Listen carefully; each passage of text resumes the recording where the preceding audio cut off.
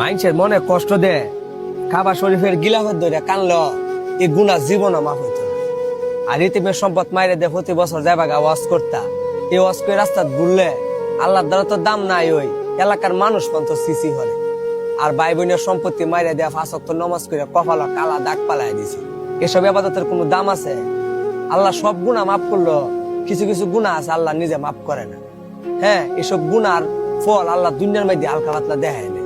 কি কই আমার আসলে আমরা তো কেস থেকে কি করে লাই নিজের শরীরের গরমে এটা বুঝি না। হ্যাঁ, খালি লেবাস ধরে বললেই অনা। হ্যাঁ, কিছু মানুষ আছে না কইছে যে কলির যুগে 5 ওয়াক্ত নামাজ করে কপালে কালা দাগ পালায় জানা তো যাইতো না, এটা আমরা এই যুগে আই ঘুরছি। আর সিরা লঙ্গি ফিন্দে রাস্তা ঘুরতেছে এই বেড়া আল্লাহ আল্লাহ আল্লাহ যারা আমরা এসব বাজে কাজে যুক্ত আছে যেন আমাদেরকে আল্লাহ হেদায়েত করে নাকি।